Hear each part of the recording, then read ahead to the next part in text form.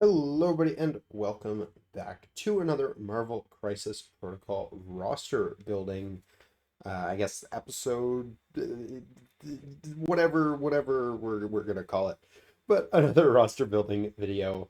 And today, the idea I'm rolling around with is my competitive list is kind of a bodyguard brick, is how I describe it all the time. Because I have a few different bodyguard effects in there, and the kind of ideas they're going to stack on top of each other and just be really, really obnoxious and stuff like that. But I kind of want to take that to the max. I want to build a list that is basically entirely bodyguards. Now, the hard part with this is going to be being affiliated.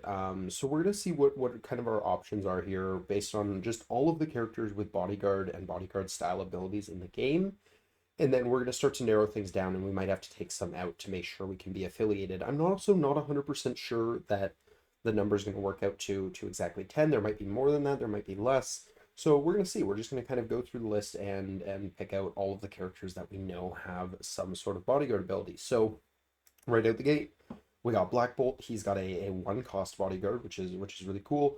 He's also someone who can actually hit hard, so he could be really, really valuable to this list, kind of as you know, we try to make it something actually playable because he's something that's worth also protecting. So, you know, you can kind of let him flip over on the first side by having him bodyguard everyone else's attacks, and then flip that around, and now everyone else is bodyguarding for him, and he's going to be hitting like a truck, hopefully. So that's kind of the idea there.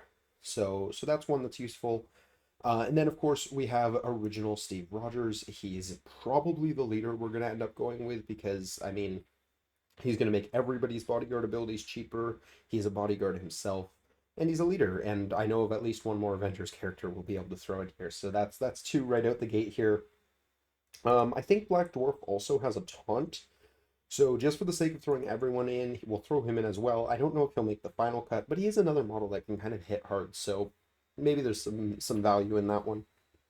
So that's three. If we scroll down a little bit further, we have Colossus. I think he's got a taunt now as well. It used to be a bodyguard, but now it is a taunt. So we'll go ahead and add him in as well. We'll look at some kind of extra models. If we have slots in the roster, we'll look at some extra models that can kind of help make our bodyguards more obnoxious. Stuff like Crimson Dynamo.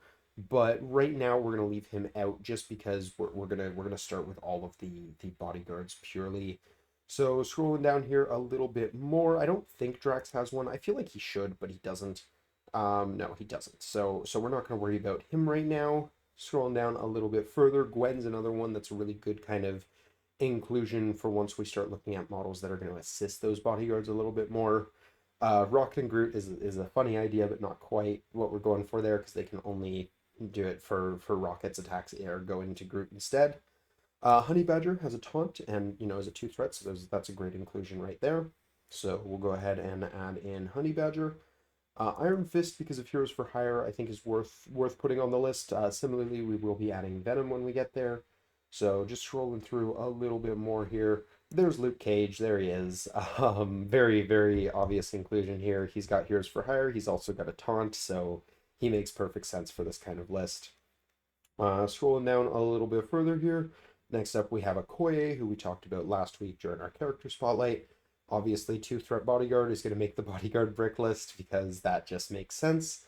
So there's some value there. Red Guardian has a tactics card bodyguard. It's kind of like what's it called? Heroes for Hire. It's, I want to say, Comrade's Keeper or something like that. So we'll go ahead and throw him in there as well. That's pretty solid. And then yeah, as previously mentioned, we're not going to do the whole rocket thing. We also passed on the on Modok. I know he can pass his attacks into other people, but we're more looking for models that will take the attacks onto themselves. So we're going to go ahead and pass on him as well. She-Hulk obviously has a bodyguard and is another model that can hit kind of hard, so worth considering there as well. Scourge, I believe, has a taunt. Yes, he does. So we're going to go ahead and add him. And I think at this point, yeah, we're already over 10 characters, so we are going to have to trim this down a little bit. And then scrolling down some more, I think we're pretty much near the end of it. There might be one or two more here. Let me just see real quick. Yeah, Venom, I already mentioned we're going to be including in the list here, so he's definitely got a spot here. And that is it. So we are 12 characters with some form of bodyguard ability. And I'm gonna spend a minute or two thinking about how to trim this down. But I think that does mean we're gonna be passing on some of the models that kind of enhance them, like Gwen or like Crimson Dynamo, in favor of squeezing as many bodyguards into this list as we can. So I'm gonna spend some time with this and jump right back. All right, so after taking a second looking at the list, I think the cuts are going to have to be Venom and Black Dwarf. There is an argument for Red Guardian instead of Venom and Iron Fist instead of Venom, just because the three of them have the same problem of their only bodyguard ability is off of a tactics card. Uh, so that's kind of a reason to take out any of the three. I think I'm leaning towards Venom here because he is probably the least defensive of those three models. Although honestly, thinking about it more, is unfortunately it can't be Iron Fist because I think we do have to be Avengers affiliated. So in order to hit that affiliation, we're kind of relying on Iron Fist being there. With She-Hulk, that kind of gives us some options, but we don't want to force ourselves to be running She-Hulk every single game. So I think we do need to keep Iron Fist in the roster, even though his bodyguard is kind of barely there. So it comes down to being between Red Guardian and Venom, and I think you could get rid of either of them. We do have a lot of things taking up the three threat slot, so actually I'm gonna change my mind last second here and actually take Red Guardian out of the list instead. Venom's also another model that kind of hits hard, so he has some value being included in the list as well for that reason. And being a model you would actually want to take bodyguards on, because he's got such a weak side with that 2 energy defense. So yeah, I think there's actually some strong value to keeping Venom in the list and taking Red Guardian out instead. And then Black Dwarf, I was looking at the kind of the fours because I did want to trim one more of them out. And it was between him and Colossus, but Colossus has that anti-push ability, which can be really, really useful. One of the worst things that a bodyguard brick can run into is something with a lot of control that's going to be pushing or throwing my models away from each other. So we didn't want to have to deal with that too much, and I think that's kind of the reason why Colossus just barely wins out over Black Dwarf here, because they both have a taunt, they both have some of the same downsides, but while Black Dwarf hits a little bit harder, I think at this point we actually have a fair number of models that hit hard between Scourge. We've decided to keep in Venom. We've got She-Hulk. We've got Black Bolt. So we've got lots of things that can hit reasonably well. And I think Black Dwarf is just going to fail to make the cut a lot of the time, unfortunately. So we're going to go ahead. We're going to commit to that. And, oh, maybe not. There we go. We're going to commit to that. And that's going to leave us with this as our roster of 10 characters. We have Black Bolt, Captain America, Honey Badger, Colossus, Iron Fist, Luke Cage, Okoye, She-Hulk, Venom, and Scourge. So on this list, 4 of our models are Avengers affiliated, so it shouldn't be too hard to hit affiliation. A lot of the time we'll probably be starting out with Steve and Luke Cage at 7 threat, and then either Iron Fist or She-Hulk. I don't think we're going to have to run both all that often, but we'll see how the points work out. Both of them does bring us up to 16 threat already, so in a 20 threat game or something, we can just fill that slot with Venom or Colossus, and just kind of play with the numbers from there. And we'll think about that a little more as things go on. But now it is time to start looking at tactics cards, and for starters, we're going to look at our restricted cards here. And personally, I think the cards that we're going to want to take are Indomitable and Brace. And my logic behind both of those is pretty straightforward. Brace for impact, you get to pick where you're throwing your terrain. So that's something you can't really bodyguard. So brace for impact is a way of getting around one of those still. So that's pretty solid. Indomitable for 2 reasons. One, when you throw my bodyguard characters, that kind of sucks. So we're not letting you throw them away from each other. 2, you can throw them into each other, and that also kind of sucks because again we can't bodyguard that. So that's things we don't want you doing. So we're going to be using Indomitable to get around that. I did toy around with the idea of Sacrifice just because I think it would be funny to be running Sacrifice in a list where every character has a bodyguard ability anyways, but it's kind of pointless and stupid at that point, so we're not going to do that. But yeah, so Brace and Indom I think are the best choices in my opinion here, and now I'm going to have to spend some time looking at what our other options are.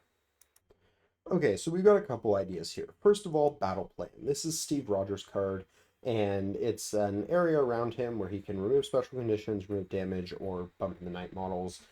Usually this card's a little overcosted for what it does, but in this case where you're going to be kind of keeping all of your models bunched up anyways, I think there's a lot of value to having it as an option, so I think it's worth including here. We're also going to be playing the Avengers affiliation, so I think Avengers Assemble is very much worth having here, being able to move, 3 or 4 of our models every game with Assemble is pretty solid. So we're gonna want to try and take advantage of that as often as we can. So that's two right out the gate there. Scrolling down a little bit more here, where is it here? There it is. Heroes for Hire is obviously going to be an auto include here. It's what gives Iron Fist his bodyguard, and he's not allowed to be in the list without it. So that's an easy inclusion there. Similarly, Lethal Protector for Venom. Venom doesn't have a bodyguard without it, so that's another real easy include right there. But yeah, I'm gonna spend some more time looking at this and see if there's anything else I can spot that's relatively obvious. Going through this list, I'm really wishing we were able to make this a force. If they had one more affiliated bodyguard, it would have been something we could have done as a dual affiliation, because A Force has a lot of cards that would be really great for kind of bodyguard style brick. But unfortunately, only 2 of their affiliated models have bodyguard style abilities, so can't make that happen, which is a shame because I think it would be really, really strong actually. But either way, we've got a couple other options available to us here. So one that I think is probably worth considering in a list like this is actually Second Wind. Usually I don't think it's all that great of a card, but when every single model we're bringing has damage reduction or some sort of, other defensive ability, and we're going to be able to decide how damage is getting spread out amongst our models, I think it's got a little bit of extra value, so I think it's solid in that regard. So that's one that we like. I also think Recalibration Matrix is strongly worth considering for this one, just because when our bodyguards get spiked, we want to kind of be able to say no, try again. Um, so I think there's a little bit of value towards having that there as well. So that's a couple good ones. I'm curious as to whether or not we have good picks for reserve members. So we'd have Honey Badger, Okoye, both being 2 threats doesn't feel amazing. Scourge would be interesting as a reserve member. I don't know if it's necessarily good, but it is interesting. So maybe we'll come back to that one if we're having a hard time picking our final card slot or anything like that. And immediately after saying that, I am seeing Escort to Safety and Fallback here, and these both just make a lot of sense for a really defensive, obnoxious list. So we're going to pick those because, yeah, those are both really good cards that I think are definitely worth considering for this kind of list. So, yeah, our final list of tactics cards here, we have Indom and Brace for Impact as our restricted slots. We've got Battle Plan, Heroes for Hire, and Lethal Protector as our character cards. Avengers Assemble and Second Wind for affiliated cards, and then Recal, Escort to Safety, and Fallback for our more generic cards. So yeah, solid list of cards there actually. I'm pretty happy with this so far. So and lastly, we go over to crises. And yeah, we're gonna want stuff that lets us bunch up here. We want to be close to all of our other models as often as possible. We don't want to be getting pushed around by anything. And yeah, that's kind of the general idea. So I mean, research station is an auto include. That's just going to be really obviously useful for this. We might have some struggles in really hard attrition teams because we are somewhat lacking in some control aspects, but we do have access to She-Hulk and a few other things that can kind of help us with that. So I think it's still worth considering. Paranoia is an interesting one because it is relatively fast scoring, so some teams might be able to score it out really, really quickly, and that's not amazing for us. But we do like to keep our models together anyways, and we have a fair number of models that have throws or pushes or things like that, so we can kind of use that to keep our opponent's models away from each other, so that's an interesting one. Montesi would be nice because it's E-shape and that's great for us, but the kind of big downside to Montesi obviously is it is Mystic Beam attacks, which Mystic is the weak side for like half of our list, and beams are terrible for when you're bunching up, so not sure how we feel about that one. So I think what we're gonna go with here is Legacy Virus because the C map is pretty solid. There's an argument for alien ship, but when those cores explode and we're all bunched up, that's going to suck for us. So we really don't want to be letting that happen too often. And then probably paranoia, as risky as that can be. I think it's potentially worth the risk. So yeah, we're gonna go with that one. And yeah, I think it's at least interesting. Next we have our secures here. So I mean, again, the easy ones are going to be stuff like gamma. Gamma is just going to be really good here. Um, Demons is interesting because for demons, we would be lit on fire all the time, which kind of sucks. We don't want to be on fire, but it is an EMAP, so it's definitely something worth considering. But I don't know if I love it. Intrusions, on the other hand, I do love. It's a CMAP, so it's still kind of a straight line sort of thing. It's just sideways, so there's no back point or anything like that, but that's fine. The ability to teleport between the points is great because a lot of our models don't really have anything too special for mobility, so that's pretty good. Being able to teleport between them is going to help us, always be in range of the models we need to be able to bodyguard, because there's nothing more obnoxious than leaving a model on 1 health and then suddenly the next activation there's a She-Hulk sitting beside it bodyguarding it every turn. So that's really good. And then I think our last pick is actually going to be, there's a strong argument for Mayor Fisk. Being bunched up means they can do more damage to us with Mayor Fisk, but on the other hand, um, it's 2 points relatively central on the map, so we can control both of them relatively easily. So that's cool. Um, there's also an argument for deadly meteors. It's an I shape, which kind of, it's kind of a cross between the E and the C shape. So there's some value to that as well. I think either of them would be good, but I'm going to go with Mayor Fisk because we did put Second Wind in, which removes those stun conditions. So I think that's worth considering for that reason. And yeah, I think that pretty much decides our scenarios there. So that's basically the list. Let's go ahead and go over the whole thing now. Alrighty, so here is our final list, a real bodyguard brick. So we have Black Bolt, Captain America, Honey Badger, Colossus, Iron Fist, Luke Cage, Okoye, She-Hulk, Venom, and Scourge. For Team Tactics cards, we have Indomitable, Brace for Impact, Battle Plan, Avengers Assemble, Heroes for Hire, Lethal Protector, Second Wind, Recalibration Matrix, Escort to Safety, and Fallback. And for Crises, we're running Research Station, Deadly Legacy Virus Cured, and Paranoia Pummels Populace as our extracts. For Secures, we have Gamma Wave sweeps across Midwest, Intrusions open across city as seals collapse, and Mayor Fisk vows to find missing witnesses. So yeah, I actually am really interested by how this list kind of turned out. I was a little worried when I first had the idea that we were going to end up building something where it has no punch power, so we're just going to be, we'll be obnoxious to try and kill, but we're just going to lose by like round 4 most of the time, probably by having half of our models just kind of, our opponent can ignore them and just, eventually kill off the squishy ones first, because eventually we won't be able to bodyguard and just win on points because we can't do anything to them. But I think this has more hitting power than I initially gave it credit for, because I think between Black Bolt, She-Hulk, and Venom and Scourge, we've got a solid amount of hard hitters in here. We have some really, really good kind of defensive pieces to help keep them going. Steve's leadership is going to make everyone more effective. I think we've actually built a interesting list. Is it, competitive, top of the meta, winning the next major tournament thing? No, probably not. But I think it's certainly fun. I think it's probably good. And yeah, I'd be curious to try this myself. So I'm pretty happy with what we came up with here. Definitely gonna try it out at some point. I'm not sure if I'll bring it to an event or anything like that, maybe a smaller one. But it's certainly really interesting. So I'm pretty down with this actually. But I think that is going to do it for this roster building video. Let me know down below if you think I missed anyone. Was there a bodyguard I should have included that somehow I just totally missed when scrolling through the list? Any tactics cards or crises you would have swapped out? Curious to know what you guys think.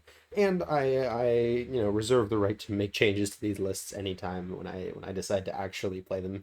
So I'll definitely take a look at what you guys suggest down below, and maybe play around with some version of this list in the near future, because I do think it's a really cool idea of just kind of saying, like, this is the thing that we're doing and we're going to take it to the absolute extreme. So yeah, I think this is a really fun concept here, and I'm glad I threw this together, because I was a little worried that it wouldn't work, and it looks like it works a little better than I thought. So I'm super down with that.